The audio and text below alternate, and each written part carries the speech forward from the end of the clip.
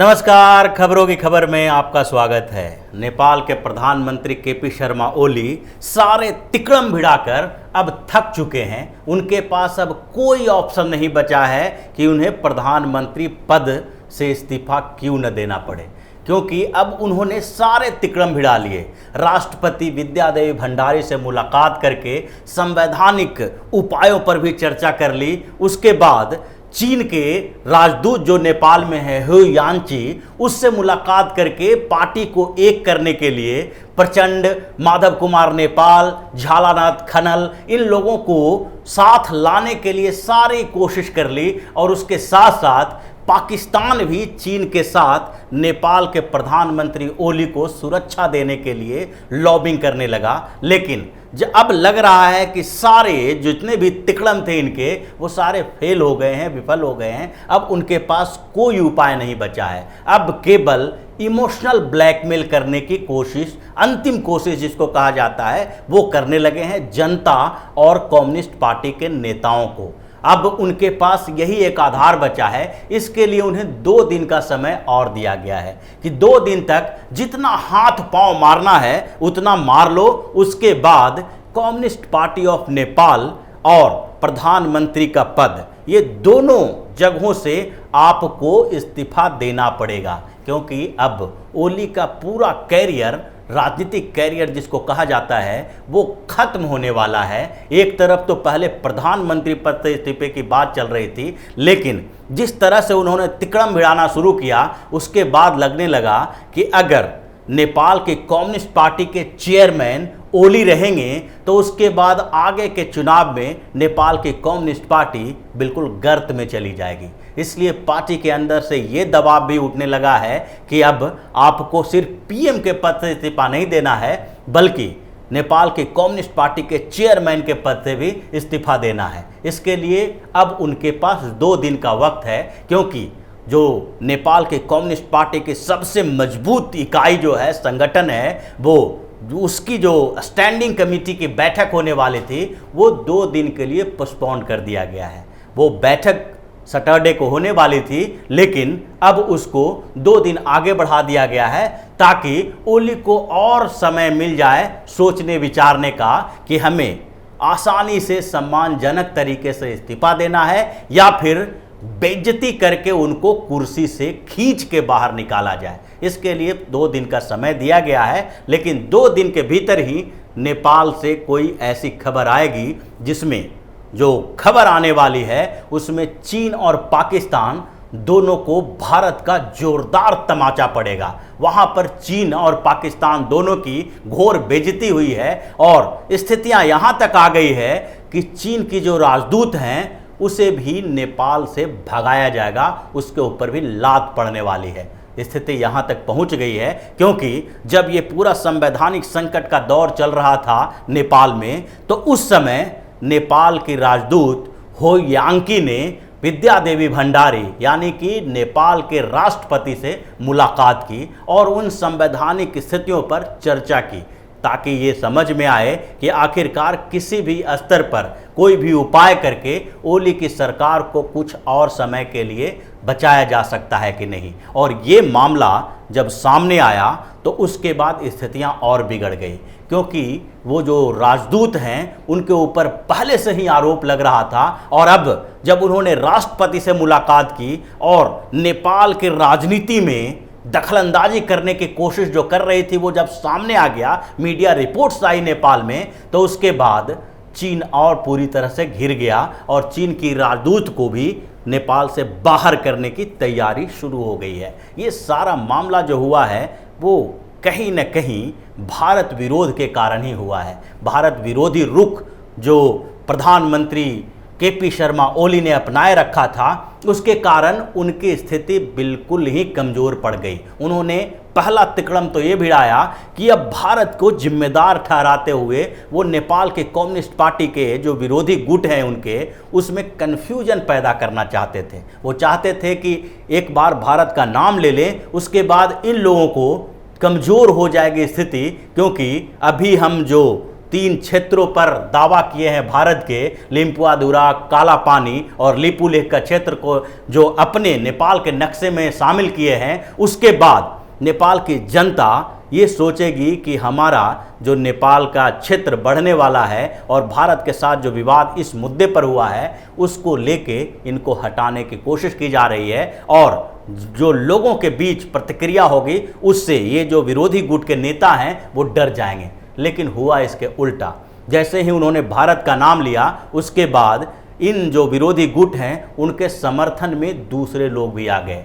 5 cabinet मंत्री जो उनके विशेष मंत्री हैं, विदेश मंत्री, रक्षा मंत्री, वो लोग भी अब ओली के विरोध में आ गए। और उसके बाद जो प्रचंड हैं उन्होंने स्टैंडिंग कमेटी की बैठक बुलाई। सबसे पहले जो 1 सप्ताह पहले स्टैंडिंग कमेटी की बैठक बुलाई गई थी उसमें ही 3 पूर्व प्रधानमंत्री जो नेपाल के थे उन्होंने इनसे इस्तीफे की मांग की। ओली से बोला कि आपको अब प्रधानमंत्री पद से या तो इस्तीफा दें या फिर भारत के हस्तक्षेप के बारे में कोई ऐसे सबूत लाएं जिससे बताया जा सकता है कि भारत ने ही ऐसा करवाया है।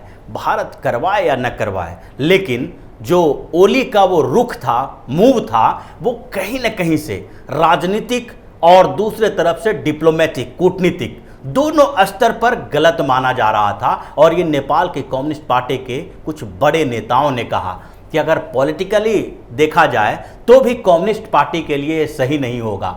यहाँ पर भारत के समर्थन में वहाँ के लोग हैं, ऐसा नहीं है कि सिर्फ पॉलिटिशियन भारत का विरोध और समर्थन कर रहे हैं, बल्कि नेपाल के लोगों का सेंटीमेंट है जो भारत से जुड़ा हुआ है। लाखों लोग भारत में नौकरी करते हैं, भारत और नेपाल के बीच आवागमन के लिए कोई समस्या नहीं है, दोनों बिना वीजा के एक दूसरे देश में जा सकते हैं, व्यापार करते हैं, आना जाना रोटी बेटी का संबंध है, धार्मिक और सांस्कृतिक संबंध है। ऐसे में अगर भारत विरोधी रुख जो अपना रहे हैं वो राजनीतिक तौर पर कम्युनिस्ट पार्टी ऑफ नेपाल के लिए खतरनाक हो सकता है। और दूसरे स्तर पर जो कूटनीतिक तरीके से भारत और नेपाल के बीच का संबंध है वो भी प्रभावित होगा।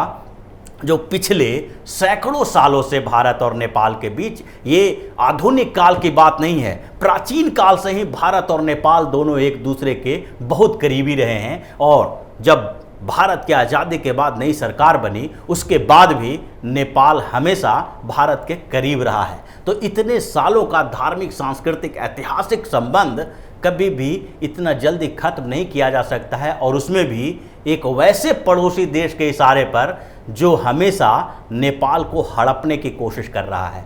ये जो सारी चीज़ें चल रही थी और चीन को जो आधार बनाया जा रहा था, उसी समय कृषि मंत्रालय जो नेपाल का है उसका एक सर्वे रिपोर्ट आया जिसमें ये पता चला कि 33 एकड़ ज़मीन जो नेपाल का है वो चीन ने कब्जा रखा है। इसके बाद और हंगामा हो गया और नेपाल की कम्युनिस्ट पार्टी के अंदर जो बगावत चल रहा था वो अंतिम दौर पर चला गया। अब उनके पास कोई और उपाय बचा नहीं। और इस बीच जो कहा जाता है ना कि जब व्यक्ति के सर पर अगर विनाश हावी हो तो सबसे पहले उसकी बुद्धि भ्रष्ट हो जाती है, और वही बुद्धि भ्रष्ट हो गई ओली साहब की। ओली ने तत्काल जो बजट सेशन चल रहा था उसको भंग कर दिया, और उसके लिए उन्होंने अपने कैबिनेट और राष्ट्रपति को अपने साथ तो मिला लिया, लेकिन स्पीकर तक को भूल गए बताना कि अगर सत्र का अवसान करना है, भंग करना है, तो उस समय कम से कम जो हाउस के स्पीकर हैं उनको इसकी जानकारी होनी चाहिए। ये मामला और बढ़ गया और उसके बाद संवैधानिक तरीके से भी ये बुरी तरह से घिर गए। लेकिन उसके पीछे जो ओली की चाल थी वो कुछ और थी। वो जानते थे कि सत्र चलते हुए वो किसी भी स्तर पर ऑर्डिनेंस नहीं ला सकते, और वो जो दूसरी प्लानिंग कर रहे थे उसके पीछे था एक ऑर्डिनेंस लाने का जिसको पॉलिटिकल पार्टी एक्ट कहा जा रहा था, जो 6 महीना पहले भी ये सदन में इंट्रोड्यूस किए थे, लेकिन सदन में उसको बहुमत नहीं मिली। अपनी पार्टी के नेताओं से ही बिल्कुल अस्वीकृति मिल गई, जिसके कारण वो विधेयक नहीं पास हो पाया था। और अब ओली को लगा कि ये सही समय है जब इस समय इसे ऑर्डिनेंस के साथ, यानी राष्ट्रपति से ऑर्डिनेंस दिलवा दें और फिर ये कुछ समय के लिए कानून बन जाए। और वो कानून ये था कि अगर नेपाल की पार्टी में विभाजन करना हो तो उसके लिए जो सदन के में उसके जो सदस्य हैं उसका 40% या फिर जो सेंट्रल कमेटी है, एग्जीक्यूटिव कमेटी है पार्टी की, उसके 40%, दोनों में से किसी में एक में अगर 40% लोग उनके साथ हैं तो पार्टी तोड़ी जा सकती है। जबकि इससे पहले के जो अभी नियम है वर्तमान में, उसमें दोनों के 40% सदस्य चाहिए होगा किसी पार्टी को तोड़ने के लिए। अब इनको लग रहा था ओली को कि ऑर्डिनेंस लाने के बाद हम पार्टी विभाजित करने की बात करेंगे और जो हमारा विरोधी गुट है उसके ऊपर दबाव बनाएंगे इसके लिए कि हम दूसरी पार्टी के सहयोग से सरकार बना सकते हैं या फिर किसी और पार्टी को सहयोग करके हम उसकी सरकार बनवा सकते हैं। लेकिन कम्युनिस्ट पार्टी के जो ये विरोधी गुट हैं जिसका नेतृत्व पुष्प कमल दहल प्रचंड कर रहे हैं, उनको प्रधानमंत्री बनने नहीं देंगे।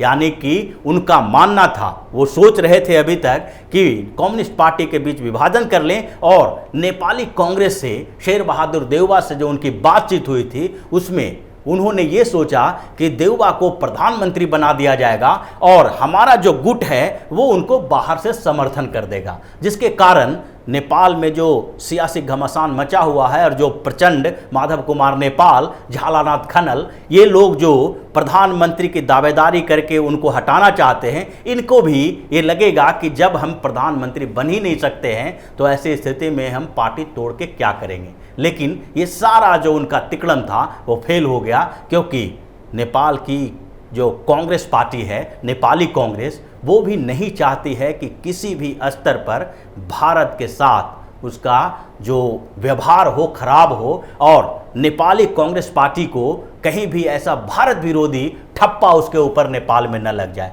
अगर नेपाल के जो कांग्रेस पार्टी है, नेपाली कांग्रेस पार्टी, वो हमेशा से भारत के समर्थन में रही है। हालांकि कम्युनिस्ट पार्टी ऑफ नेपाल हमेशा उसका रुख जो है वो ढुलमुल रहा है, भारत और चाइना के बीच चुनने में हमेशा गड़बड़ी करता रहा, लेकिन हमेशा बार बार वो भारत अंतिम फैसला जब होना होता था तो भारत के तरफ ही झुकाव दिखाता था। चाहे प्रचंड पहली बार प्रधानमंत्री बने थे तब की बात है या फिर अभी ओली की बात है। तो ये स्थितियां जो चल रही थी उसमें नेपाली कांग्रेस के तरफ से भी ओली को दुत्कार ही मिली और अंत में अब वो इमोशनल ब्लैकमेल करने के चक्कर में लग गए हैं पूरी तरह से। अब उनको लग रहा है कि ये 2 दिन का समय है, अब रो गा के किसी तरह कम्युनिस्ट पार्टी के कुछ नेताओं को अपने साथ रख लें और सम्मानजनक तरीके से पार्टी से बाहर हो जाए, यानी प्रधानमंत्री का पद भी छोड़ें और कम्युनिस्ट पार्टी के जो चेयरमैन बने हुए हैं उन्हें उससे भी हटना पड़ेगा। और ऐसी स्थिति में उनका पूरा जो राजनीतिक कैरियर है वो खत्म होने वाला है, सिर्फ उनके एक भारत विरोधी बयान और भारत विरोधी रुख के कारण। तो ये जो पूरा मामला चला है उसमें सबसे बड़ी जो हार हुई है वो चीन की हुई है। चीन और पाकिस्तान की जोड़ी, जो पाकिस्तान की बात हम थोड़े सा कम कर सकते हैं क्योंकि पाकिस्तान चीन का पिछलग्गू है, चमचा है, चाटुकार है। जहां चीन जाएगा वहां पाकिस्तान पीछे पीछे दुम हिलाता हुआ जा सकता है। नेपाल में उसकी कोई बड़ी औकात नहीं है। लेकिन चीन जो दुनिया की महाशक्ति बनने की कोशिश कर रहा था और भारत के खिलाफ नेपाल को भड़काने की तैयारी कर रहा था, वो पूरी तरह से वहां मात खा चुका है और भारत की जो एक बड़ी कूटनीतिक जीत हुई है उससे चीन का मनोबल टूट गया है। तो इसी तरह की खबरों के साथ फिर से हाजिर होंगे, तब तक के लिए बने रहिए हमारे साथ और देते रहिए हमें सहयोग ताकि इसी तरह की खबर हम आपके लिए लाते रहें। धन्यवाद।